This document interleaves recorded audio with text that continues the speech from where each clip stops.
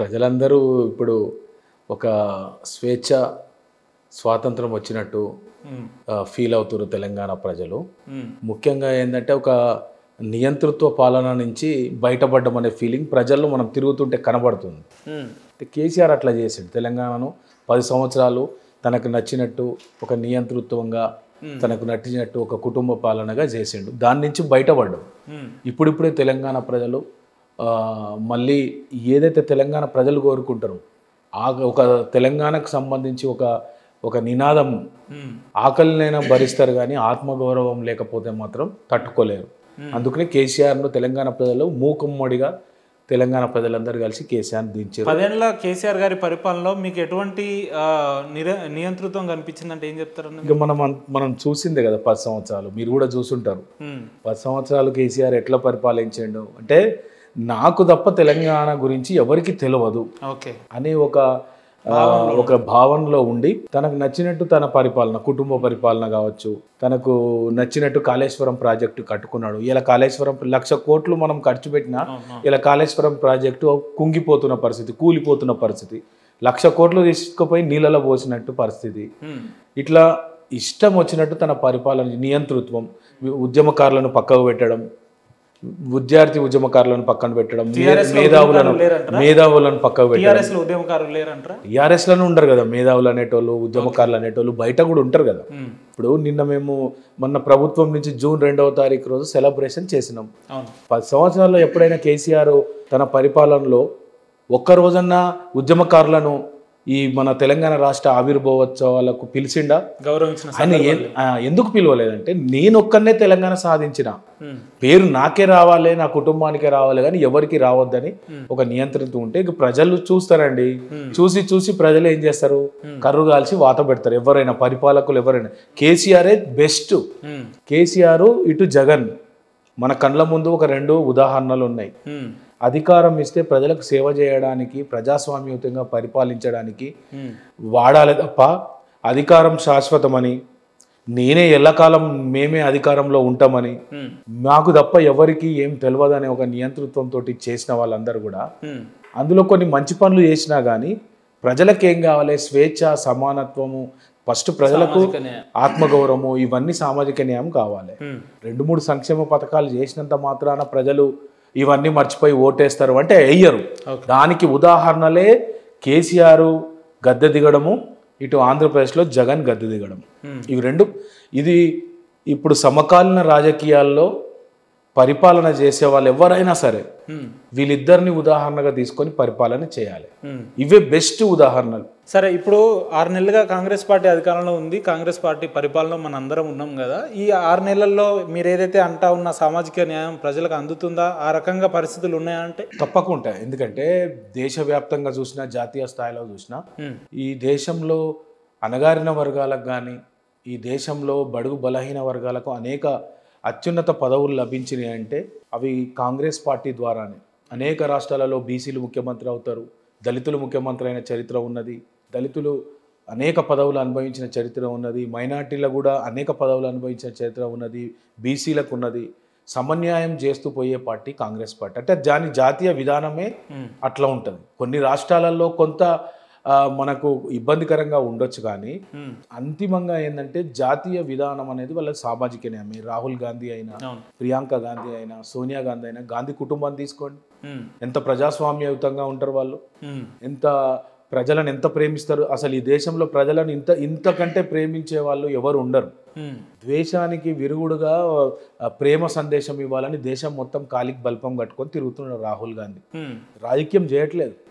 ఈ దేశ ప్రజలను ఇంత గాఢంగా ప్రేమించే కుటుంబము ఎవరు ఉండరు. మీరు చెప్తున్నట్టు గాంధీ కుటుంబం ఉంటుంది. కాబట్టి ఖచ్చితంగా సామాజిక న్యాయం ఏదన్నా జరుగుతుందంటే అది కాంగ్రెస్ పార్టీ ద్వారానే జరుగుతుంది. సరే, మీరు చెప్తున్నట్టు జాతీయ స్థాయిలో సామాజిక న్యాయం కాంగ్రెస్ పార్టీ నుంచి జరుగుతుందని మనం అందరం అనుకుంటే, మరి నిన్న జరిగిన సార్వత్రిక ఎన్నికల్లో మరి బీజేపీని పట్టం కట్టడం జరిగింది కదా దేశ ప్రజలు. బీజేపీకి కొన్ని సీట్లు ఎక్కువ వచ్చినాయి కానీ పూర్తి మెజార్టీ రాలేదు. ఇక్కడ అర్థం చేసుకోవాల్సింది, ప్రజలందరూ మోడీ ప్రధానమంత్రి ఉండాలని ఖచ్చితంగా ఒకవేళ ఓటేస్తే మ్యాజిక్ ఫిగర్ దాటేవాడు. కానీ ఏమైంది? ఇవాళ భాగస్వామ్య పక్షాలతోటి కలుపుకొని అధికారంలోకి వచ్చే పరిస్థితి. గతంలో 2 సార్లు Modi one side BJP party ద్వారా అధికారంలోకి వచ్చాడు. ఇప్పుడు భాగస్వామ్య పక్షాలతోటి అధికారంలో సీట్లో కూర్చున్నారు. జాతీయ స్థాయి అంటే మోడీ భాగస్వామ్యం ఉంది కదా, మోడీ చరిష్మా తగ్గినట్టే కదా, మోడీ చరిష్మా తగ్గినట్టే కదా.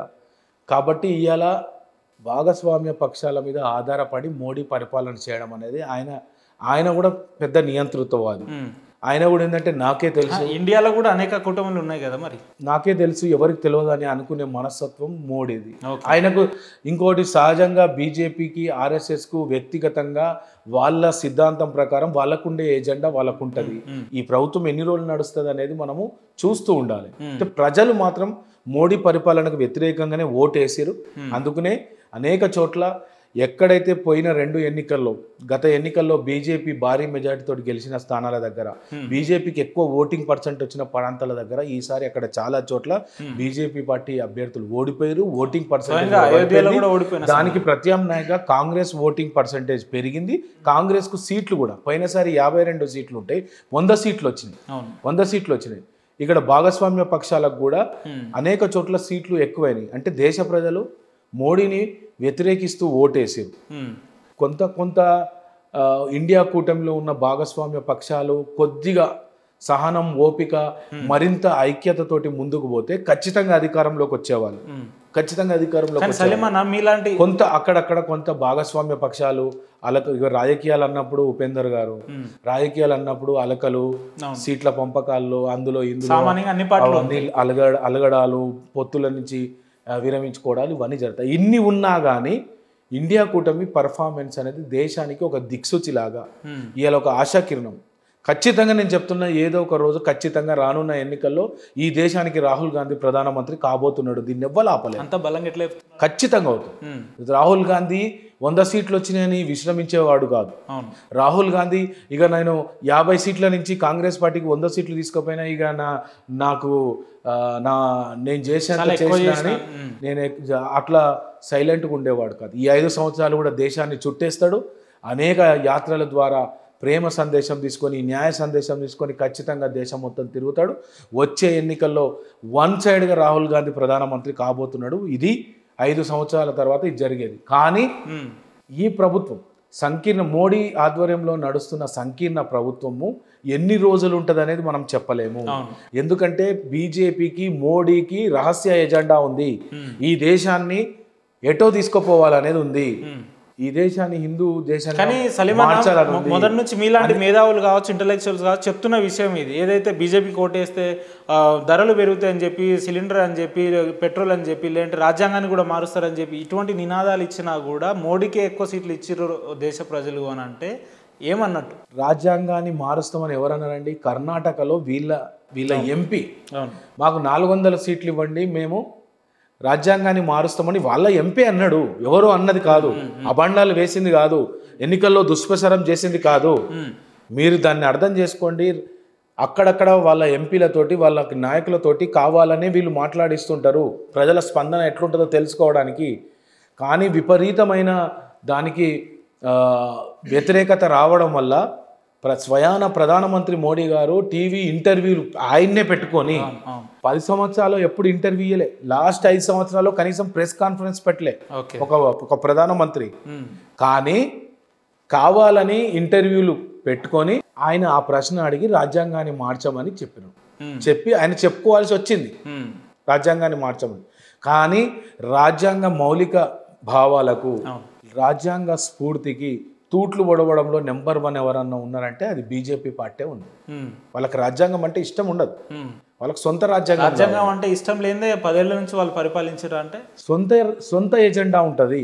అంటే రాజ్యాంగంలో సమూలమైన మార్పులు తీసుకొస్తే వాళ్ళు అనుకున్న ఎజెండా సక్సెస్ అవుతుంది. ఈ డాక్టర్ బిఆర్ అంబేద్కర్, బాబాసాహెబ్ అంబేద్కర్ రాసినటువంటి ఈ రాజ్యాంగం ఉన్న రోజులు వాళ్ళ ఎజెండా ఏదైతే ఉందో అది అమలు కాదు.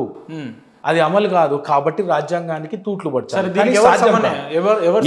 ఇప్పటి ఎన్నికల్లో రాజ్యాంగాన్ని మారుస్తారనే నినాదమే బలంగా పనిచేసింది. ప్రజలందరూ రాజ్యాంగాన్ని కాపాడుకోవడం, ప్రజాస్వామ్య భారతదేశాన్ని కాపాడుకోవడం కోసం స్వచ్ఛందంగా వచ్చి ఓటేశారు. స్వచ్ఛందంగా వచ్చి ఓటేశారు. ఎట్లా మరి ఒకవేళ దీనికి ఎవరు సమన్వయం చేయగలుగుతారు? రాజ్యాంగాన్ని పూర్తి స్థాయిలో అమలు చేసే ఒక పార్టీ ఏదనుకుంటున్నారు? రాజ్యాంగాన్ని అమలు చేయాలంటే పాలకుల స్వభావం మీద ఆధారపడి ఉంటుంది. పాలకులు మాకు అధికారం శాశ్వతం కాదు, ప్రజల ఓట్ల ద్వారా ఎన్నికైన మనం, ప్రజాస్వామ్యంలో మనకు అధికారం అనేది ఒక భాగం.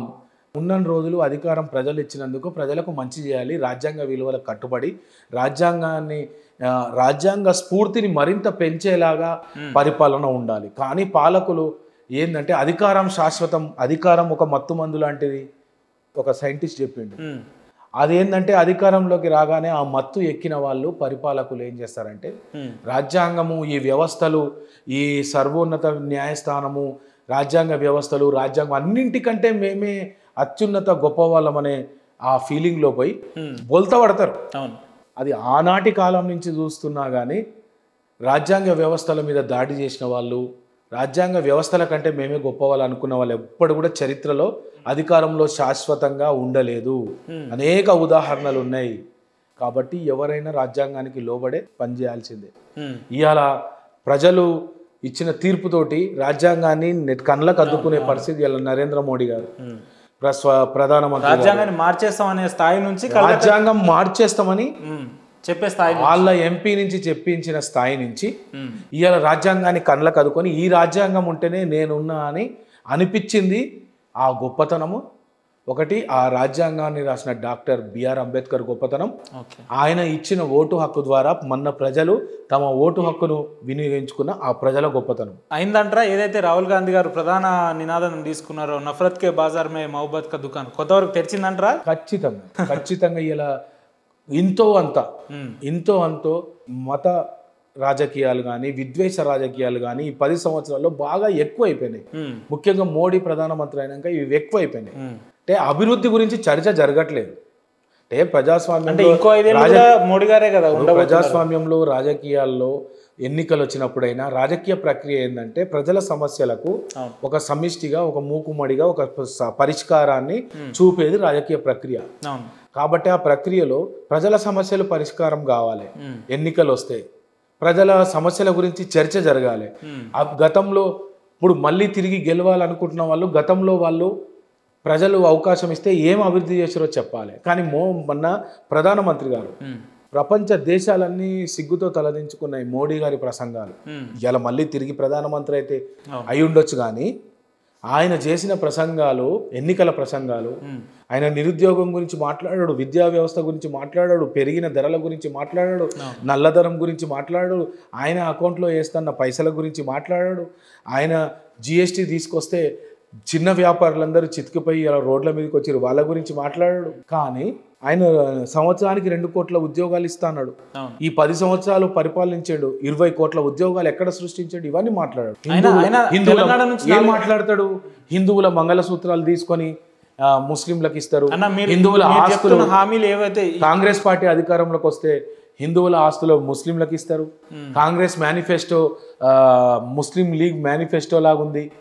ఇట్లా తప్పుడు ఒక ప్రధానమంత్రి గారు తమ ఎన్నికల ప్రచారంలో ఇట్లాంటి మాటలు మాట్లాడొచ్చా? కాంగ్రెస్ మేనిఫెస్టో చూడండి, కాంగ్రెస్ మేనిఫెస్టో ఎట్లుంది. ఇవాళ కాంగ్రెస్ పార్టీకి ఇండియా కూటమిలో ఉన్న భాగస్వామ్య పార్టీలకు కూడా ఇలా ఓటింగ్ పర్సంటేజ్ కానీ సీట్లు కూడా పెరిగినాయి అంటే కాంగ్రెస్ మేనిఫెస్టో. అందులో ఎడ్యుకేషన్ గురించి ఉంది, ఎంప్లాయ్మెంట్ గురించి ఉంది, ఉద్యోగ కల్పన గురించి ఉంది, సామాజిక న్యాయం గురించి ఉంది. ఎక్కడ అందులో మతపరమైన అంశాలు లేవు, ఎక్కడ కులపరమైన అంశాలు లేవు. కానీ వాళ్ళు ఎన్నికల ప్రచారంలో అట్లా వాడుకున్నారు. చెప్తున్న హామీలు ఏదైతే తెలంగాణకు రాకపోయినప్పటికి కూడా ఇప్పుడు బీజేపీ నుంచి 8 మంది ఎంపీలను గెలిపించారు కదా మరి రాష్ట్ర ప్రజలు, అంటే మోడీ గారి ప్రభుత్వాన్ని బలపరుస్తున్నట్టే కదా. ఇక్కడ చూడండి ఉపేందర్ గారు, ఇంకొక లాజిక్ మీరు అర్థం చేసుకోవాలి. కాంగ్రెస్ పార్టీకి అసెంబ్లీ ఎన్నికల్లో 39% ఓటు వచ్చింది. 39%. మొన్న జరిగిన పార్లమెంట్ ఎన్నికల్లో 40.5 ఓటు వచ్చింది. అంటే ఇక్కడ 1 నుంచి 1.5% ఇంకా పెరిగింది. ముఖ్యమంత్రి రేవంత్ రెడ్డి గారి నాయకత్వంలో నడుస్తున్నటువంటి ఆ పరిపాలనలో ఓటింగ్ పర్సంటేజ్ పెరిగింది. ఇక్కడ బీజేపీకి ఎట్లా ఓటింగ్ పర్సంటేజ్ పెరిగింది, బీజేపీకి ఎట్లా సీట్లు పెరిగినాయి? టీఆర్ఎస్ అనేది వన్ సైడ్గా టీఆర్ఎస్ అనేది బీజేపీకి సపోర్ట్ చేసింది, ఓట్ అంతా ట్రాన్స్ఫర్ చేయించింది, చేతులు ఎత్తేసి బీజేపీకి సపోర్ట్ చేసింది. అదే అసెంబ్లీ ఎన్నికల్లో బీఆర్ఎస్ పార్టీకి 37% ఓటు వచ్చింది, 38 వరకు వచ్చింది, 37 వరకు వచ్చింది. ఇవాళ 13% పడిపోయింది. ఆ ఓటింగ్ పర్సంటేజ్ అంతా ఎక్కడ పోయింది? బీజేపీకి కావాలనే షిఫ్ట్ చేసింది. బిడ్డ జైల్లో ఉంది, ఒకవైపు బిడ్డ జైల్లో ఉంది, బిడ్డను బయటికి తెచ్చుకోవాలి, బిడ్డ పరిశాన్ పడ్డది, నిద్ర పడతలేదు, బిడ్డకు ఊక గుర్తుకొస్తుంది. మళ్ళీ ఇంకొక వైపు కాళేశ్వరం ప్రాజెక్ట్ అయినా ఇప్పుడు ముఖ్యమంత్రి రేవంత్ రెడ్డి గారి ఆధ్వర్యంలో కేసీఆర్ చేసినటువంటి అవినీతి అక్రమాల మీద చాలా జ్యుడిషియల్ ఎంక్వైరీలు జరుగుతున్నాయి. అది ఫోన్ ట్యాపింగ్ కానీ, కాళేశ్వరం ప్రాజెక్ట్ కానీ, ఇంకా రకరకాలు కానీ. రేపు అనేక కేసులు కేసీఆర్ మీద చూసుకుంటే రేపు అనేక కేసులు కేసీఆర్ మీద పడి జైలుకు పోతాడు ఖచ్చితంగా. ఆయన కుటుంబం మొత్తం పోతుంది. కేసీఆర్ గారు జైలుకి వెళ్తాడా? ఆయన కుటుంబం మొత్తం కేసీఆర్ గారు జైలుకి వెళ్తారా? ఖచ్చితంగా జైలుకి వెళ్తారా? ఖచ్చితంగా ఫోన్ ట్యాపింగ్ కేసులో ఖచ్చితంగా జైలు పోతాడు. 6,000 మంది ఫోన్లు, ఒక రాష్ట్రంలో 6,000 మంది ఫోన్లను ట్యాపింగ్ చేసిన ఇప్పటి వరకు చరిత్రలో ఈ దేశంలో ఎవరు లేరు. కానీ ఫోన్ ట్యాపింగ్ అనే అంశం అనేది ఎవరు అధికారంలో ఉన్నా సామాన్యంగా జరిగే అంశం అని చెప్తుంటారు కదా. జరగదండి అది. నువ్వేదో జాతి వ్యతిరేక టెర్రరిస్టులు, ఉగ్రవాదులు వాళ్ళది ఏదన్నా చేస్తే చేయాలి, కానీ సామాజిక కార్యకర్తలు, మేధావులు, హైకోర్టు జడ్జిలు, సినిమా హీరోలు, వ్యాపారవేత్తలు, విద్యా సంస్థల అధినేతలు, వీళ్ళ ఫోన్లు ట్యాపింగ్ చేయాల్సిన అవసరం ఏముంది? వ్యక్తిగత జీవితాల్లో ఇప్పుడు అనేక మంది వ్యక్తిగత జీవితాల వాళ్ళ సంభాషణ అంతా విని ఇప్పుడు ఎంతో మంది సినిమా ఇండస్ట్రీలో భార్యాభర్తలు విడిపోయారంట. నేను పేర్లు చెప్పను, వీళ్ళ వల్లనే విడిపోయారంట. ఎందుకు ఇంత ఉసురు పోసుకోవాలి? ఎందుకు ఇంతమంది ఉసురు పోసుకోవాలి? అరే, ప్రజలు ఓటేసి గెలిపిస్తే అధికారం ప్రజల కోసం ఏదో మంచి చేసుకుంటూ ఉండకుండా ఒకరి వ్యక్తిగత జీవితంలో చొరబడి వాళ్ళ సంభాషణలు విని, వాళ్ళ కుటుంబ సంభాషణలు అన్ని విని వాళ్ళ దాంట్లో ఖచ్చితంగా జైలుకు పోతారు. ఇది చాలా తప్పు, అనైతికం. తెలంగాణ నేను ఈ సందర్భంగా కూడా చెప్తున్నాను, ఇది ఎవరు చేసినా ఫోన్ ట్యాపింగ్ ద్వారా ఎవరు ఈ పని చేసినా చాలా తప్పు, చాలా తప్పు. ఏ ప్రభుత్వం చేసినా చాలా తప్పు. ఖచ్చితంగా తెలంగాణ ప్రజలకు నేను ఈ సందర్భంగా మీ స్టూడియో ద్వారా నేను తెలంగాణ ప్రజలకు ఒక విజ్ఞప్తి చేస్తున్నా, మేధావులకు చెప్తున్నా, విద్యావంతులు, బుద్ధిజీవులందరూ చెప్తున్నా, ఇది మంచి పద్ధతేనా? ఫోన్ ట్యాపింగ్ ద్వారా ఇంతమంది వ్యక్తిగత జీవితాన్ని రోడ్ల మీదకి తీసుకురావడము, వాళ్ళ సంభాషణ వినడము, వాళ్ళని టార్గెట్ చేయడము, ఇవన్నీ కరెక్టేనా?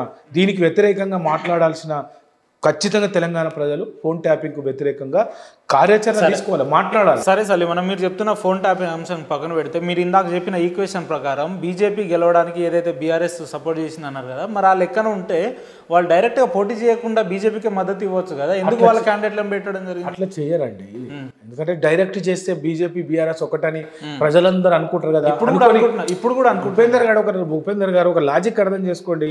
బీజేపీ బీఆర్ఎస్ ఒకటి అలయన్స్ అయి పోటీ చేస్తే బీజేపీ బీఆర్ఎస్ ఇష్టం లేని వాళ్ళందరూ వన్ సైడ్ గా కాంగ్రెస్ కి వేస్తే ఎక్కువ సీట్లు వస్తాయి కదా. ఇదే రాజకీయం. పోటీ చేయాలి, పోటీ చేసి మన ఓట్లు ట్రాన్స్ఫర్ చేయాలి. ఇలా ఎక్కడుండు కేసీఆర్, ఏడబండుకోండు. కేటీఆర్ అడ్రస్ లేదంట, సోషల్ మీడియాలో వస్తుంది. వేర్ ఈస్ కేటీఆర్ ఎక్కడ అని వస్తుంది. కానీ వాళ్ళు ఎక్కడి నుంచి ఎక్కడికి దిగజారు? తెలంగాణను శాసించే స్థాయి నుంచి ఇవాళ తెలంగాణ సమాజం చీకొట్టే స్థాయికి దిగజారి ఫామ్ హౌస్ కు పరిమితం అయ్యారంటారా? అంతే. రైట్ అన్న, ఇందాక నేను మిమ్మల్ని అడుగుతున్నట్టు, ఒకవేళ మీరు చెప్తున్నట్టు ఇప్పుడు మీరు ఇన్ని అంశాలు మనం మాట్లాడుకున్నాం కదా, ప్రతి అంశంలో మీరు కాంగ్రెస్ పార్టీని మద్దతు మాట్లాడుతున్నట్టే మాట్లాడుతారు. ఒకానొక సందర్భంలో సామాజిక న్యాయం కోసం ఏర్పడిన జనసమితి పార్టీ ఈరోజు కాంగ్రెస్ పార్టీ యొక్క ఆలోచనల్ని పొగడాల్సిన పరిస్థితి వచ్చింది అని అంటే దీని వెనకాల ఏం జరుగుతుంది అసలు? ఇప్పుడు ఒకటి ఏంటంటే, ముందు రాష్ట్రంలో నియంతృత్వంగా పరిపాలిస్తున్నటువంటి కేసీఆర్ పాలనను గద్దదించాలి. ఇది మా ప్రధాన ఉద్దేశం. దానికోసం మేము చెయ్యని పోరాటం లేదు. 2018లో పుట్టిన పార్టీ గత 5 సంవత్సరాలుగా బీఆర్ఎస్ ప్రభుత్వానికి వ్యతిరేకంగా గట్టిగా నిలబడ్డ వాళ్ళం మేము. 10 సంవత్సరాలుగా నిలబడ్డ వాళ్ళం మేము. జేఎస్ అప్పటి నుంచి పార్టీగా మారినప్పటి నుంచి గట్టిగా నిలబడి అనేక అక్రమ కేసులు అనుభవించి, మా టీజేఎస్ పార్టీలు అనేక మంది అక్రమ కేసులు అనుభవించి ఈ రోజు వరకు కూడా కోర్టుల చుట్టూ తిరుగుతున్నారు. బీఆర్ఎస్ ప్రభుత్వం అనేక అక్రమ కేసులు నిన్న కూడా మురళీ ముదిరాజు ఉస్మాన్ యూనివర్సిటీలో ఒక నిరుద్యోగి ఆత్మహత్య చేసుకుంటే నష్టపరిహారం నేను ఫోన్ చేసే టైంకి అక్కడే ఉన్నారు. నష్టపరిహారం ఇవ్వమని మేము కొట్లాడి నిరసన తెలియజేస్తే 307 పెట్టిరు మా మీద. అనేక మంది నాతో పాటు అనేక మంది విద్యార్థి ఉద్యమకారులు ఉన్నారు. నిన్న కూడా ఆ కేసుకు 7 సంవత్సరాల నుంచి తిరుగుతున్నాం. 2017లో పెట్టిరు ఆ కేసు. 2024 నిన్న కూడా పోయినాం. ప్రతి వారం 10 రోజులకు 15 రోజులకు పోవాల్సి వస్తున్నది. ఇట్లా అనేక అక్రమ కేసులను ఎదుర్కొన్నాం. అయినా మొక్కవోని ధైర్యంతో కొట్లాడినాం. అయితే ఒక బలమైన ఒక అధికారం శాశ్వతమని విర్రవీగే ఒక నాయకుడిని కొట్టాలంటే ఖచ్చితంగా భాగస్వామ్య పక్షాలతోటి పోవాలని మేము పోయినాం. ప్రతిసారి 2018 ఎన్నికల్లో కాంగ్రెస్ అలయన్స్లో ఉన్నాం. అప్పుడు పోటీ చేసినాం. కాంగ్రెస్ పార్టీ మాకు 4 స్థానాలు ఇచ్చింది. పోటీ చేసినాం. తర్వాత ఎంపీ స్థానాల్లో కూడా కాంగ్రెస్ పార్టీకి మద్దతు తెలిపినాము. 1-2 చోట్ల మేము పోటీ చేస్తే కాంగ్రెస్ పార్టీ కూడా స్నేహపూర్వక పోటీ చేసినాం. తర్వాత ఎమ్మెల్సీ ఎన్నికల్లో కోదండరామ్ గారు స్వయంగా మా పార్టీ అధినేత కోదండరామ్ గారే పోటీ చేశారు. 1,10,000 ఓట్లు వచ్చినాయి. గ్రాడ్యుయేట్స్ 1,10,000 మంది కోదండరామ్ గారికి ఓటేశారు భారీగా. అప్పుడు ఏంటంటే అప్పుడు కూడా కుట్రలు కుతంత్రాలు చేసి ఎక్కువ మందితోటి నామినేషన్ వేయించి ఇవన్నీ ఓట్లు ఎక్కువ చీలి కోదండరామ్ గారు గెలవకుండా అప్పుడున్న అధికార పార్టీ సీఎం కేసీఆర్ కానీ అప్పుడు పోటీ చేసినటువంటి పల్ల రాజేశ్వర రెడ్డి గారు ఇవన్నీ కుట్రలు కుతంత్రాలు చేసి ఓట్లు పెద్దగా చీలిపోయేటట్టు చేశారు. ఇప్పుడు మొన్న పోటీ చేసినప్పుడు 52 మంది పోటీ చేశారు. అదే 3 సంవత్సరాల కింద కోదండరామ్ సార్ పోటీ చేసినప్పుడు 77 మంది పోటీ చేశారు. అందులో సగం మంది టీఆర్ఎస్ నామినేషన్ వేయించింది. ఆ తర్వాత ఇప్పుడు జరిగిన ఎన్నికల్లో రాష్ట్రంలో అందరం ఒకటై ఖచ్చితంగా మనం టీఆర్ఎస్ పార్టీని ఓడగొట్టాలనే ఒక చర్చ వచ్చినప్పుడు స్వయంగా ఆ రోజు పిసిసి అధ్యక్షులు రేవంత్ రెడ్డి గారే మా పార్టీ ఆఫీస్కి వచ్చారు. నాంపల్లిలో ఉన్న మా పార్టీ ఆఫీస్కి వచ్చి నేను కూడా ఉన్నా ఆ రోజు. స్వయంగా పార్టీ ఆఫీస్కి వచ్చి మీరు దయచేసి ఈసారి మీరు టికెట్లు తీసుకోకండి, కేసీఆర్ 100 కోట్ల ఉన్న వాళ్ళను దించుతున్నాడు కాబట్టి మనం ఎదుర్కోలేము, మినిమం కొద్దిగా వాళ్ళని కొట్లాడాలంటే కొంత డబ్బులు కొంత ఆర్థిక సమస్యలు ఉంటాయి, మీ గౌరవాన్ని కాపాడుతూ మీరు సీట్లు తీసుకోకుండా మీరు మాకు బేషరతుగా మద్దతు తెలపండి, దానికి ప్రతిఫలంగా మేము మీకు అధికారంలోకి వస్తే 2 ఎమ్మెల్సీలు 10 చైర్మన్లు ఇస్తామన్నారు. ఒక 10 కార్పొరేషన్ 5 రాష్ట్ర స్థాయి కార్పొరేషన్లు, ఒక 5 జిల్లా స్థాయి, 5 కాకపోతే ఇట్లనే ఇదే రేవంత్ రెడ్డి గారి మాట ఆ రోజు 5 కాకపోతే 10 అయిన జిల్లా స్థాయిలో మనము అకామిడేట్ చేస్తాము. రేవంత్ రెడ్డి గారే మీ పార్టీ ఆఫీస్కి వచ్చి మాట అని చెప్పారు. చెప్తే మేము దానికి కట్టుబడి బేషరతుగా మద్దతు తెలిపినాం. చాలా మంది మా వాళ్ళు ఎక్కడిదక్కడ నియోజకవర్గాల్లో కానీ మండలాల్లో కానీ పనిచేశారు. అనుకున్న స్థాయిలో కాంగ్రెస్ పార్టీ అధికారంలోకి వచ్చింది. అధికారంలోకి వచ్చిన తర్వాత కూడా ముఖ్యమంత్రి గారు ఒక 2-3 చోట్ల ప్రెస్ కాన్ఫరెన్స్ లో కావచ్చు, ఒక 2-3 చోట్ల ఉద్యోగ సంఘ నాయకుల సమావేశాల్లో కావచ్చు కోదండరామ్ గారికి ప్రభుత్వంలో క్రియాశీలక పాత్ర ఇవ్వబోతున్నామని చెప్పారు. వాళ్ళ పార్టీకి కూడా కొన్ని కమిట్మెంట్ చేశామని స్వయంగా ముఖ్యమంత్రి గారు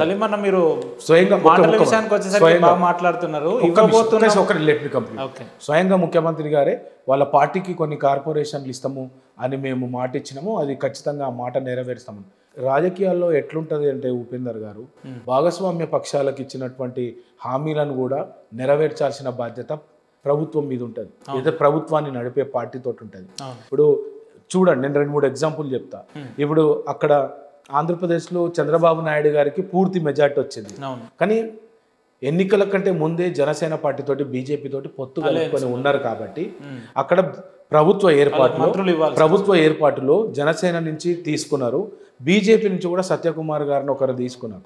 అదొక ఏంటంటే ఒక సహృద్భావ వాతావరణం, ఒక రాజకీయ సహృద్భావ వాతావరణం ఉంటుంది. ఇప్పుడు కోదండరామ్ గారిని కూడా ఇప్పుడు ఎమ్మెల్సీ ఇచ్చారు గవర్నర్ కోటాలో, అదొక కేసు వల్ల ఆగిపోయింది. మళ్ళీ రెండవసారి కూడా క్యాబినెట్ తీర్మానం చేసింది. నాకు తెలిసి త్వరలోనే కోదండరామ్ సారు ఎమ్మెల్సీ కూడా క్లియర్ అయ్యే అవకాశం ఉంది.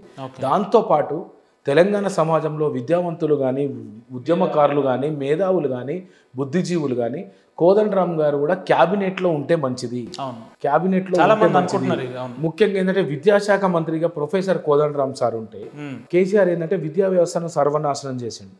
గురుకులాల పేరుతోటి ప్రభుత్వ స్కూళ్ళను కానీ కాలేజీలు కానీ భ్రష్టు పట్టించిండు.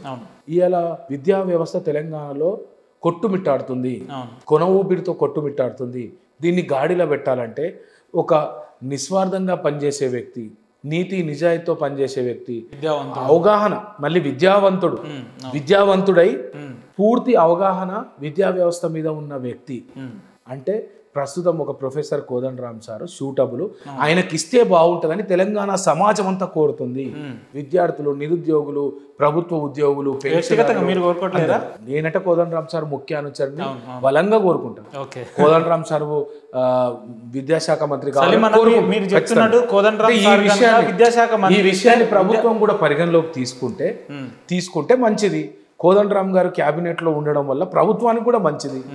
ఎందుకంటే కేసీఆర్ ఉద్యమకారులను పక్కన పెట్టాడు అన్న. మీరు చెప్తున్నట్టు కోదండరామ్ సార్కి క్యాబినెట్లో తీసుకొని విద్యాశాఖ మంత్రి ఇస్తే తెలంగాణ విద్యార్థులకు ఏ రకంగా మేలు జరుగుతుంది అనుకుంటున్నారు? ఖచ్చితంగా విద్యా వ్యవస్థనంతా సమూలంగా ప్రక్షాళన చేయాల్సిన అవసరం ఉన్నది. సమూలమైన మార్పులు తీసుకురావాల్సిన అవసరం ఉన్నది. ఫీజులు ఆకాశానికి అంటుతున్నాయి ఫీజులు. ఒక సామాన్య కుటుంబం బతకాలంటే కష్టం. ఎల్కేజీ అడ్మిషన్ కి లక్షల రూపాయలు వసూలు చేస్తున్నారు. స్కూల్లో ఫీజు కాకుండా గుండు పిన్నుతో సహా, పెన్సిల్తో సహా, టై, షూ, బెల్ట్ అన్ని అమ్మాలని అమ్ముతున్నారు. ప్రభుత్వము షూజు, బెల్ట్, టైస్ ఇవన్నీ అమ్మొద్దని, యూనిఫామ్ అమ్మొద్దని మొన్న సర్క్యులర్ ఇచ్చింది. పోయిన నెల మే 30 తారీఖు సర్క్యులర్ ఇచ్చింది. ఇలా సరిగ్గా 14 రోజులు 15 రోజులు అయింది సర్క్యులర్ వచ్చి. అయినా ప్రైవేట్ స్కూల్, కార్పొరేట్ స్కూల్ వాళ్ళు అమ్ముతూనే ఉన్నారు, అమ్ముకుంటున్నారు. నిలువు దోపిడీ చేస్తున్నారు. స్కూల్లో అడ్మిషన్ తీసుకుంటే అడ్మిషన్ ఫీజు కాంచెల్లి పుస్తకాల నుంచి, బ్యాగుల నుంచి, యూనిఫామ్ నుంచి, షూ నుంచి, టై నుంచి, పెన్సిల్ నుంచి, గొలుపు నుంచి, రబ్బర్ నుంచి అన్ని వాళ్ళే అమ్ముతారంట. అట్లా ఏంటంటే నిలువు దోపిడీ చేస్తున్నారు. ఇంకొకటి ఏంటంటే విద్యా వ్యవస్థలో యూనివర్సిటీలలో రిక్రూట్మెంట్ లేదు. మొత్తం యూనివర్సిటీలు కొలాప్స్ అవుతున్నాయి. వైస్ ఛాన్సలర్ను నియమించి విద్యా వ్యవస్థను చేయాల్సిన దీనికంతా అకుంఠిత దీక్ష కావాలి, మొక్కవని ధైర్యం కావాలి, ఈ పేషెన్స్ కావాలి. కోదండరామ్ సార్ అయితే ఒక పేషెన్స్ విద్యా వ్యవస్థలో ఇవన్నీ కూడా జరగాలంటే కోదండరామ్ సార్కి ఇస్తే ఉంటే మంచిది. ప్రక్షాళన జరగాలి. ఇంకొక నానుడు ఒక నినాదం ఉంది కండి, విద్యాశాఖ మంత్రి ఎవరైనా చదువురాని వాళ్ళు అవుతారని. జనాలు సహజంగా అనుకుంటుంటారు కదా, ఈ ఇంటర్ చదువుతాడు, 10th చదువుతాడు, వీళ్ళు విద్యాశాఖ మంత్రి ఏంది?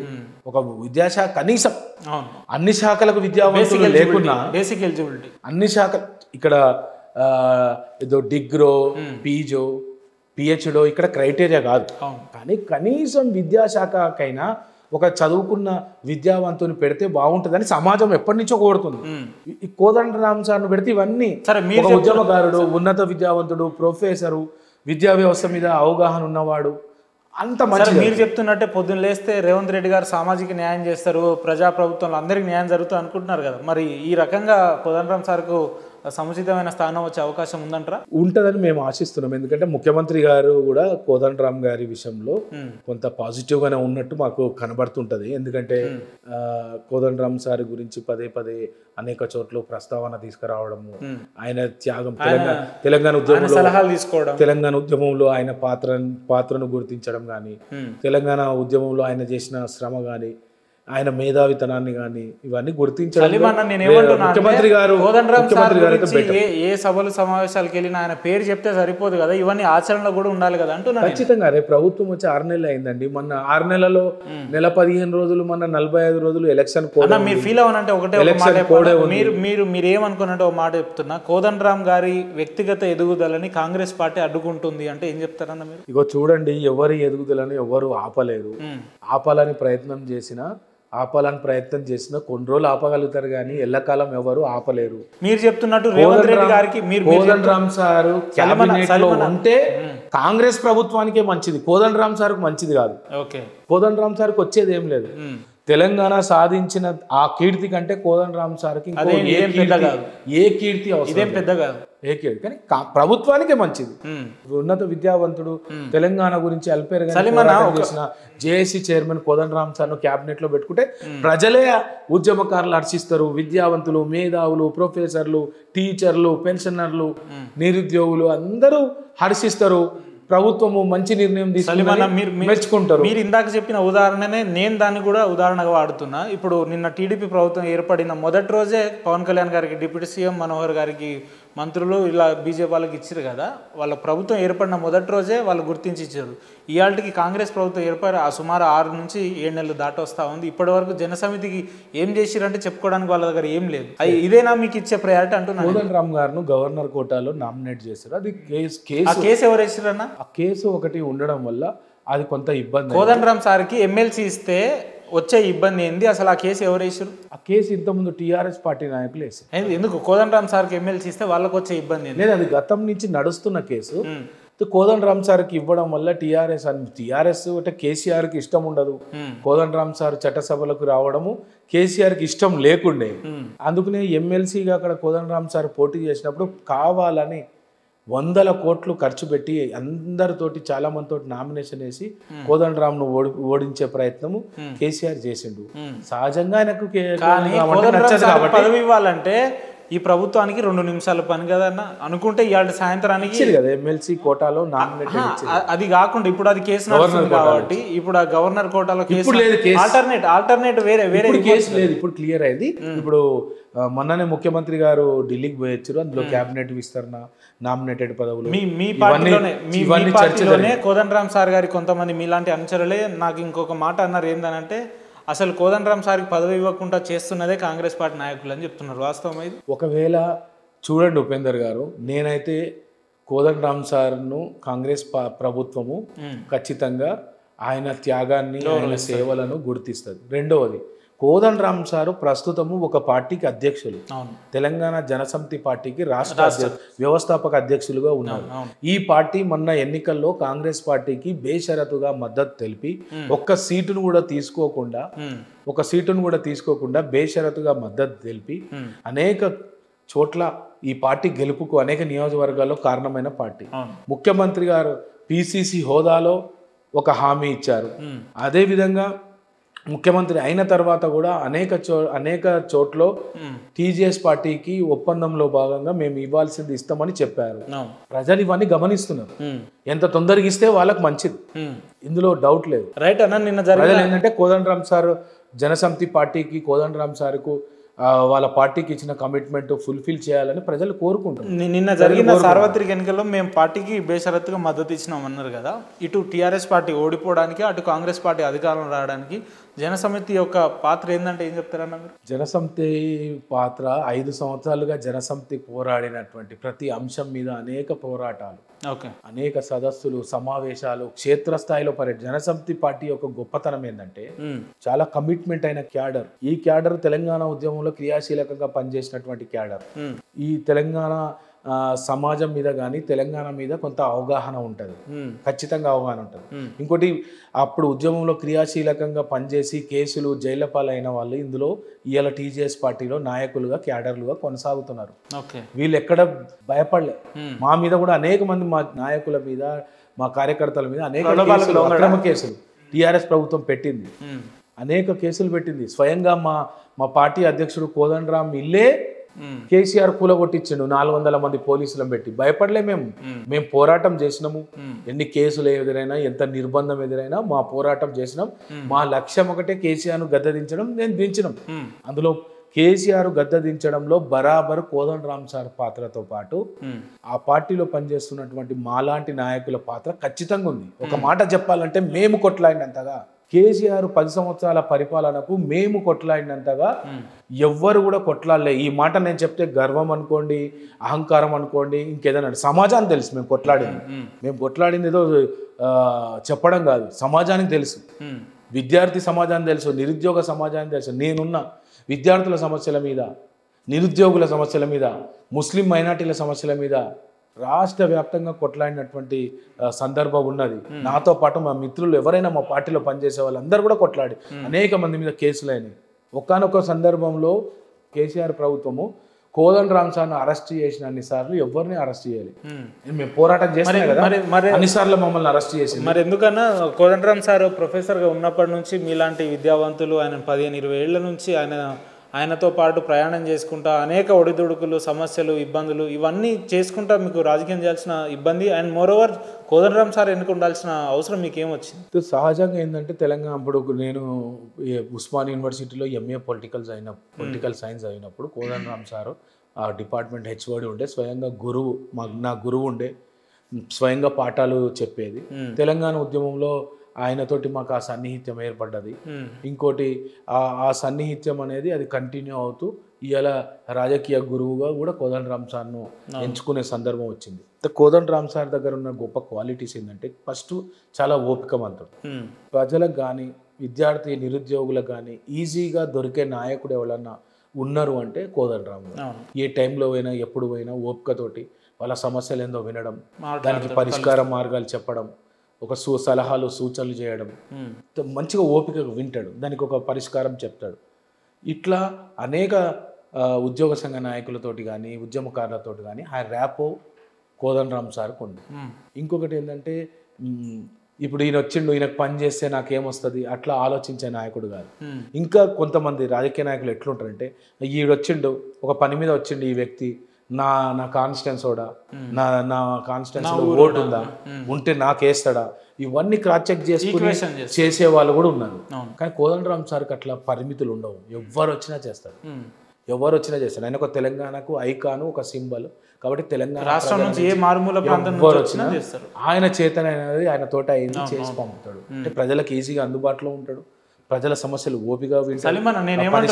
10 ఏళ్ళుగా మీరు కోదండరామ్ సార్ వెనకాల 15 ఏళ్ళుగా ఉండడానికి కారణం ఏంది? వేరే పార్టీలకు పోయి ఉంటే ఈ పార్టీకి కార్పొరేషన్లను ఇంకోటో మీరు ఆర్థిక పరమైన బాగా సెటిల్ అవుతుండే కదా. అయితే విద్యార్థి నిరుద్యోగ వ్యతిరేక కేసీఆర్ ప్రభుత్వాన్ని గద్దెదించాలని అనుకున్నప్పుడు, ఆ సిచ్యువేషన్లో మనము పోరాడుతున్నప్పుడు కోదండరామ్ గారు కూడా గట్టిగా జేఎస్ తరఫున నిలబడ్డప్పుడు మేమంతా గట్టిగా నిలబడి ఒక టీమ్గా వర్క్ చేయాలని మేము నిర్ణయించుకున్న పోరాటం చేస్తున్నప్పుడు ఈ క్రమంలో కోదండరామ్ గారి ఇంటి మీద దాడి కానీ, మా మీద నిర్బంధాలు కానీ, అరెస్టులు కానీ, అక్రమ కేసులు కానీ ఇవన్నీ జరుగుతున్న క్రమంలో ఆయనతోటి ప్రయాణం. అంటే మా మొదటి లక్ష్యం అయితే ఖచ్చితంగా కేసీఆర్ను గద్దెదించాలంటే, తెలంగాణ ఉద్యమ ఆకాంక్షలకు తూట్లు పడుస్తూ కుటుంబ పాలన, నియంతృత్వం, నిరంకుశత్వం, అధికార దాహంతో పరిపాలిస్తుంది. ఇది కాదు కదా మన తెలంగాణ. మన కండ్ల ముందు చనిపోయారు. నా కండ్ల ముందు ఉస్మాన్ యూనివర్సిటీలో ఎంతోమంది విద్యార్థి ఉద్యమకారులు చచ్చిపోయారు. ఒక యాదయ్యని చూసిన నేను, ఒక ఈశాన్ రెడ్డి చూసిన, ఒక సంతోష్ను చూసిన, ఒక వేణుగోపాల్ రెడ్డిని చూసిన. ఇట్లా తెలంగాణ వ్యాప్తంగా 1200 మంది చనిపోయారు కదా. నాతో పాటు నా సీనియర్లు, ఉస్మాన్ యూనివర్సిటీలో నా సీనియర్లు కానీ, నాతో పాటు సమకాలీలు కానీ, నా జూనియర్లు కానీ 3 తరాలు చూసిన నేను తెలంగాణ ఉద్యమంలో. ఎంత తెగించి కొట్లాడారు. లాఠీ తూటాలకు, రబ్బరు బుల్లెట్లకు, బాష్పవాయులకు అనేక మందికి తలలు బలిగి, రక్తాలు గారి, కాళ్ళు ఇరిగిన వాళ్ళు, చేతులు ఇరిగిన వాళ్ళు ఉన్నారు. ఎందుకు కొట్లాడినాం తెలంగాణ కోసం? చదువులు అంతా వదిలేసుకొని.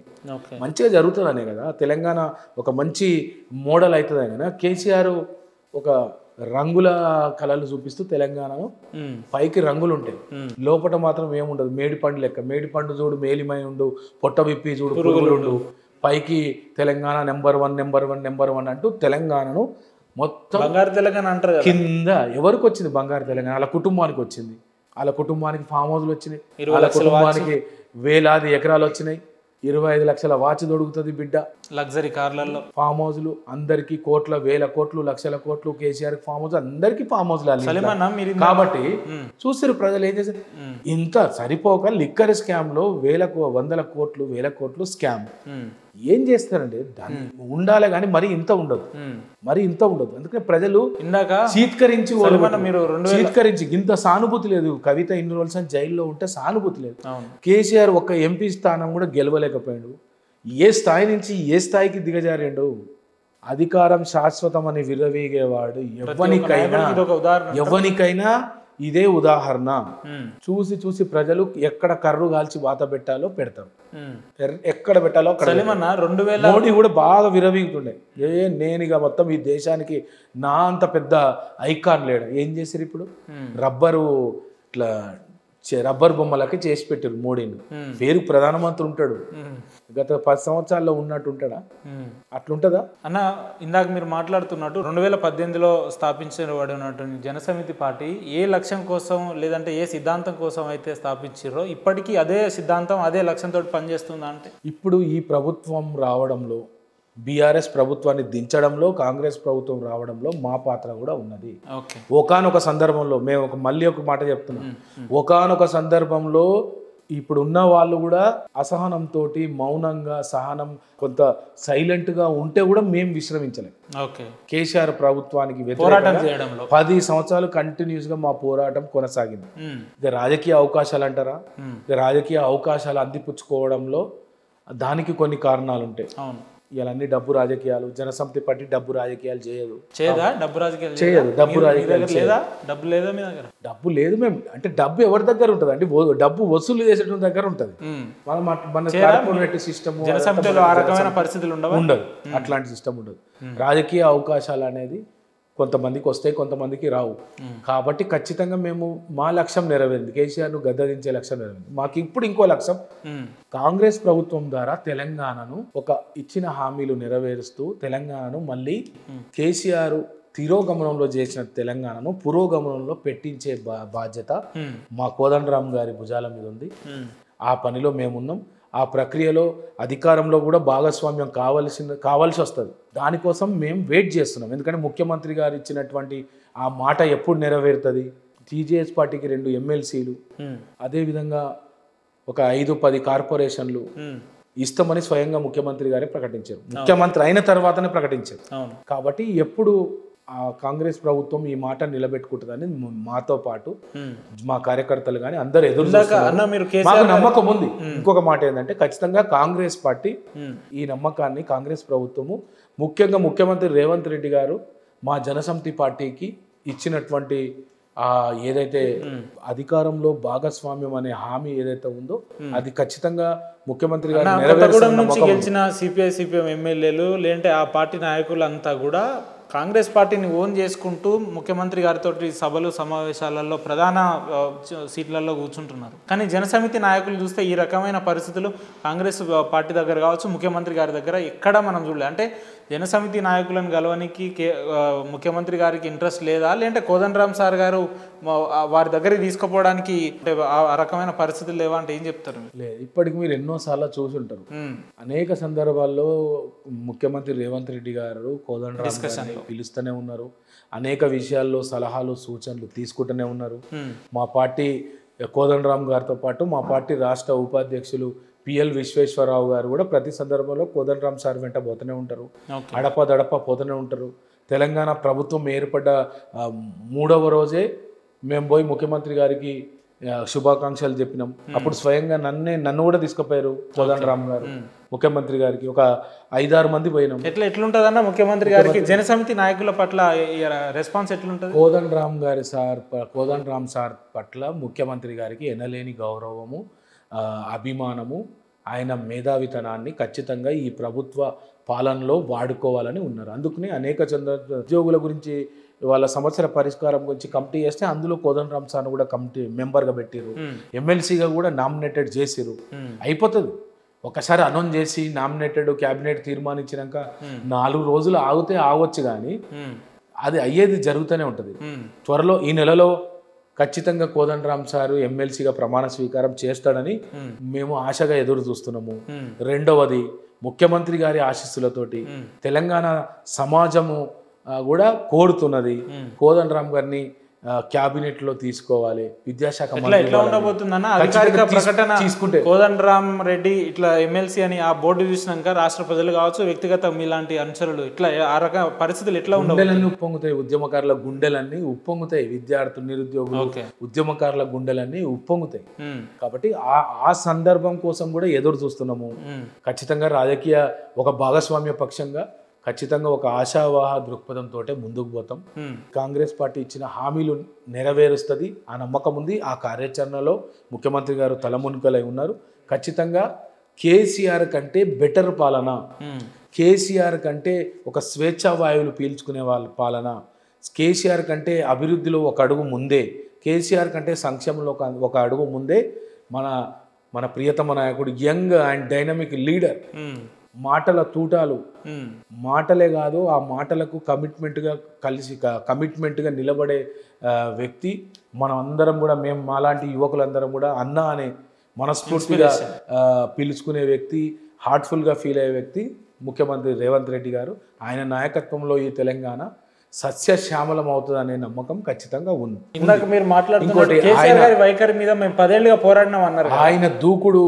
ఆయన దూకుడు స్వభావము, ఆయన యంగ్ అండ్ డైనమిక్, ఒక యంగ్ బ్లడ్ చురుకుదనం, అంటే చురుకుదనము, ఇంకొకటి వేగంగా ప్రభుత్వ నిర్ణయాలు కానీ, వేగంగా అభివృద్ధి కానీ, మరొక వైపు కోదండరామ్ గారి మేధస్సు, సలహాలు, సూచనలు ఇవన్నీ కలిసి వస్తాయి. ఇవన్నీ కలిసి వచ్చి అంతిమంగా అద్భుతమైన పరిపాలన ఈ 5 సంవత్సరాల్లో ఉంటుంది. 6 నెలలైనా ఇంకా 4.5 సంవత్సరాలు ఉంది పరిపాలన. 6 నెలల్లోనే కేసీఆర్ అడ్రస్ లేడు. 6 నెలల్లోనే కేసీఆర్ అడ్రస్ లేడు. కేసీఆర్ ఎక్కడ ఉండనే బోర్డులు వస్తున్నాయి. కేటీఆర్ వేరీస్ గోడకు బంతి కొడితే ఎంత స్పీడ్ గా రిటర్న్ వస్తుందో మేము కూడా అంతే స్పీడ్ గా అధికారంలోకి వస్తాం అంటున్నారు వాళ్ళు. గోడకు బంతి కొడితే మళ్ళీ రిటర్న్ వస్తుంది అనేది అన్ని సామెతలండి. అన్ని సామెతలు చెప్పుకోవడానికి బాగుంటాయి. తెలంగాణ భవన్లకు కనీసం క్యాడర్ కూడా పోతలేదంట, అంత అసహనం. కాబట్టి వాళ్ళ కార్యకర్తలకు కూడా న్యాయం చేయాలి.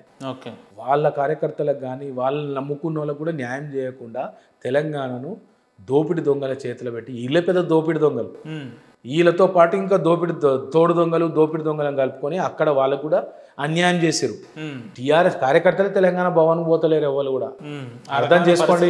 గాంధీ భవన్ పోండి, కిక్కిరిసిపోతుంది. కోదండరామ్ సార్ ఇంటికి రండి, 10 ఏళ్ల కింద గాంధీ భవన్ కూడా అట్లే ఉండే. మా కోదండరామ్ సార్ ఇంటికి రండి పొద్దున, సార్ వాళ్ళ ఇల్లు ఎప్పుడు అట్లే ఉంటుందండి. చూడండి ఎంతమంది ప్రజలు వచ్చి ఎంత సంతోషంగా సార్ తోటి మాట్లాడుతున్నారో చూడండి. రైట్ అన్న, మీరు ఇందాక మాట్లాడుతూ 10 ఏళ్ళ కేసీఆర్ గారి పరిపాలన మీద నియంతృత్వం మీద మేము పోరాడినాం అన్నారు కదా. ఒకవేళ మీరేదైతే ఆశిస్తున్న సామాజిక తెలంగాణ కాంగ్రెస్ పార్టీ వలన నెరవేర్చే పరిస్థితులు ఉండకపోతే, ఆ రకమైన కార్యాచరణ ఉండకపోతే కోదండరామ్ సార్ మళ్ళీ ఇదే స్టాండ్ తీసుకుంటారా, పోరాటం అనే స్టాండ్ తీసుకుంటారా, లేదంటే వాళ్ళతో సముచితమైన కాలం గడుపుకుంటారా? పోరాటం అనేది కోదండరామ్ సార్ బ్లడ్లోనే ఉంటుందండి. ఓకే, గత 40 సంవత్సరాలుగా ఈ తెలంగాణలో జరిగిన ఉద్యమాలలో ఆయన క్రియాశీలక పాత్ర ఉంది. స్వయంగా మనకు కండ్ల ముందు జరిగిన తెలంగాణ ఉద్యమానికి జేఎస్ చైర్మన్ గా ఉన్నారు. ఖచ్చితంగా అంత దూరం రాదని మేము ఆశిస్తున్నాం. ఒకవేళ వస్తే అంటున్నాను, అంత దూరం చెప్తున్నాను నేను, అంత దూరం రాదు. ఖచ్చితంగా మేము భాగస్వామ్య పక్షంగానే ఉంటాం. ఓట్లు సీట్లు ఏముంటదండి, ఇవాళ సీట్లు ఉంటాయి పోతాయి, కానీ ప్రజల మనసుల్లో హృదయాల్లో ఈ తెలంగాణ ప్రజలకు కోదండరామ్ సార్ ద్వారా మంచి జరిగింది అనేది ఆ కీర్తి కావాలి. ఆ కీర్తి కావాలి. సీట్లు ఓట్లు ఎంత అండి?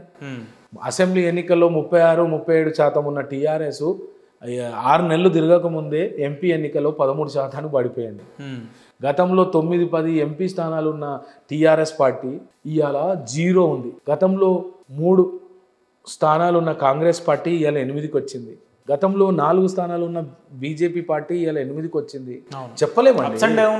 అవన్నీ రాజకీయాల్లో అవన్నీ సహజమే. కానీ అంతిమంగా ఏంటంటే ప్రజలకు మనం ఎంతవరకు న్యాయం చేయగలుగుతున్నాం, ఈ ప్రభుత్వంతో మనం ఒక భాగస్వామ్య పక్షంగా ఉండి ఆ ప్రభుత్వం దృష్టికి ఆ సమస్యలు తీసుకుపోయి ఎన్ని సమస్యలు పరిష్కారం చేయగలుగుతున్నాం అనేది ఇక్కడ కోదండరామ్ గారికి అది ప్రధాన ఎజెండాగా ఉంటుంది. ఇక అధికారంలో ఉంటే మంచిది, అధికార భాగస్వామ్యం తీసుకుంటే ఇంకా ప్రజలకు విస్తృతంగా సేవ చేయొచ్చు. ఖచ్చితంగా వాళ్ళ అవకాశము ఎప్పుడు కల్పిస్తారనేది మేము ఎదురు చూస్తున్నాము. ఖచ్చితంగా మాకు నమ్మకం ఉంది. ఈ నెలాఖరు వరకు కోదండరామ్ గారు ఎమ్మెల్సీగా ప్రమాణం స్వీకారం చేస్తారు, క్యాబినెట్లో విద్యాశాఖ మంత్రిగా ప్రమాణం స్వీకారం చేస్తాడు. మా పార్టీకి ఇచ్చినటువంటి కమిట్మెంట్ ప్రకారం ఒక 5 నుంచి 10 మందికి మా పార్టీలో కూడా నామినేటెడ్ పదవులు వస్తే అందరు కూడా అకామినేట్ అయ్యి ప్రభుత్వానికి ఒక మంచి పేరు వస్తుంది. తెలంగాణ సమాజంగా నమ్ముతున్నారా మంత్రిగా ప్రమాణ స్వీకారం చేస్తారు? ఖచ్చితంగా, నాకైతే ఖచ్చితంగా నమ్మకం ఉంది. ఆ రకమైన పరిస్థితులు ఉన్నాయా? అధిష్టానం మాకున్న సమాచారం ఏంటంటే అధిష్టానం కూడా కోదండరామ్ సార్ విషయంలో చాలా పాజిటివ్గా ఉంది. ఢిల్లీ అధిష్టానం కూడా పాజిటివ్గా ఉంది. ఒక మేధావి మన క్యాబినెట్లో ఉంటే మంచిది, అది విద్యాశాఖ మంత్రిగా ఉంటే మంచిది అనేది ఒక ఫీల్ గుడ్ ఫ్యాక్టర్ ప్రభుత్వం మీద ఉంటుంది అనేది వాళ్ళు కూడా సీరియస్. తెలంగాణలో ఏర్పడ్డ కాంగ్రెస్ ప్రభుత్వంలో పథకాల అమలు విషయంలో కావచ్చు, లేదంటే పరిపాలన విషయంలో కావచ్చు, జనసమితి లేదా ముఖ్యంగా కోదండరామ్ సార్ యొక్క మార్కు ఉండబోతుందా అంటే మీకు పూర్తి స్థాయిలో విశ్వాసం ఉందా? ఖచ్చితంగా పదవి ఉన్నా లేకున్నా కోదండరామ్ సార్ మార్క్ అనేది ఉంటుంది. ఇప్పుడు 6 నెలల నుంచి జరుగుతున్న దాంట్లో కూడా ఉంది. విద్యా వ్యవస్థ మీద కొన్ని సలహాలు సూచనలు కూడా కోదండరామ్ గారు ఇస్తున్నారు. అదేవిధంగా ఉద్యోగ సంఘ సమస్యల మీద, ఉద్యోగుల సమస్యల మీద కమిటీ వేస్తే కూడా మెంబరు. మొన్నటికి మొన్న జూన్ 2వ తారీఖు రోజు రాష్ట్ర ప్రభుత్వం ఆవిర్భావ సభలు చేస్తే ఉద్యమకారులందరినీ తీసుకొచ్చే బాధ్యత కోదండరామ్ సార్ మీద పెడితే 4000 నుంచి 5000 మంది ఉద్యమకారులను స్వయంగా కోదండరామ్ సారే మానిటరింగ్ చేసి ఆయన పర్యవేక్షణలో మేమందరం మానిటరింగ్ చేసి 5,000 మందిని ఇక్కడికి తీసుకొచ్చిన ఉద్యమకారులను మాకు బాధ్యత ఇచ్చిండు ముఖ్యమంత్రి, మాకు బాధ్యత ఇచ్చిండు మా సార్కి ఇస్తే మా సార్ మాకు కొన్ని బాధ్యతలు ఇచ్చిండు. అవన్నీ నెరవేర్చినాం, ఓపికతోటి సహనంతోటి నెరవేర్చినాం. ఖచ్చితంగా ప్రోగ్రామ్ సక్సెస్ అయింది. ఉద్యమకారులందరూ కూడా వచ్చి సంతోషం వ్యక్తం చేశారు. రైట్ అన్న, ఒక ఉద్యమకారులుగా, సామాజిక తెలంగాణ ఆశించే ఒక నాయకులుగా, ముఖ్యంగా జనసమితి నాయకులుగా కాంగ్రెస్ పార్టీకి ఇంత పెద్ద విజయాన్ని ఇచ్చిన రాష్ట్ర ప్రజలకు లేదా మీ కార్యకర్తలకు ఉద్దేశించి మంచి సందేశం ఇవ్వాలి మా ఛానల్ తరపున చివరిగా అంటే ఏం చెప్తారు? మంచి సందేశం అంటే మనం అనేక ఆకాంక్షలతోటి, ఉద్యమ ఆకాంక్షలతోటి ఈ తెలంగాణ రాష్ట్రాన్ని కాపాడుకున్నాం. ఆ రోజు కూడా క్రియాశీలకంగా పనిచేసిన ఉద్యమంలో ఉద్యమ ఆకాంక్షలను తుంగలోకి దొక్కి ఉద్యమకారులకు ఆత్మగౌరవం లేకుండా చేసి విద్యార్థి నిరుద్యోగ వ్యతిరేక విధానాలను తీసుకొచ్చి ఉద్యోగాలను సరిగా నింపకుండా 200 మంది నిరుద్యోగుల ఆత్మహత్య చేసుకోవడానికి కారణమైన ఈ 10 సంవత్సరాలు తెలంగాణను పీల్చి పిప్పి చేసిన, నిలువు దోపిడీ చేసిన ఈ కేసీఆర్ ప్రభుత్వానికి వ్యతిరేకంగా కొట్లాడి ఇలా కొత్త ప్రజాప్రభుత్వాన్ని తీసుకురావడంలో మనం క్రియాశీలకంగా పనిచేసినాము. ఈ ప్రజాప్రభుత్వంలో ప్రజల సమస్యలన్నీ పరిష్కారం అయ్యేటట్టు, కొన్ని సమస్యలు ప్రభుత్వం దృష్టికి పోవు, ఆ సమస్యలను ప్రభుత్వం దృష్టికి తీసుకుపోయి ఆ సమస్యలు పరిష్కారం అయ్యేటట్టు టీజేఎస్ పార్టీ నాయకులైనా కార్యకర్తలైనా ఆ పని చేయాలని కోరుతూ, ప్రభుత్వానికి కూడా మనం ఒక భాగస్వామ్య పక్షంగా ఉన్నాం, ప్రభుత్వానికి కూడా మంచి పేరు వచ్చేటట్టు చూస్తూ ఎక్కడిదక్కడ వచ్చిన రాజకీయ అవకాశాలను, అది రాష్ట్ర స్థాయి నుంచి జిల్లా స్థాయి వరకు, మండల స్థాయి వరకు వచ్చినటువంటి రాజకీయ అవకాశాలను కూడా అందిపుచ్చుకొని తెలంగాణ జనసమితి పార్టీ ఒక తెలంగాణ ప్రజలకు ఒక కేంద్ర బిందువుగా, ఒక ఉద్యమకారులకు ఒక కేంద్ర బిందువుగా, ఉద్యమ ఆకాంక్షలకు ఒక ప్రతినిధిగా ఉండాలని నేను మనస్ఫూర్తిగా కోరుతూ వాళ్ళకి సందేశం ఇస్తాను. రైట్ సలీం అన్న, పిలవంగానే ఇంత బిజీ షెడ్యూల్లో కూడా మీ అమూల్యమైన సమయాన్ని మాతో పంచుకున్నందుకు మీకు ప్రత్యేక ధన్యవాదాలు అన్న. థ్యాంక్ యూ అన్న. థ్యాంక్ యూ ఉపేందర్ గారు, మీరు కూడా నన్ను పిలిచి నా ఇంటర్వ్యూ తీసుకున్నందుకు మీకు కూడా ప్రత్యేక ధన్యవాదాలు. Thank you.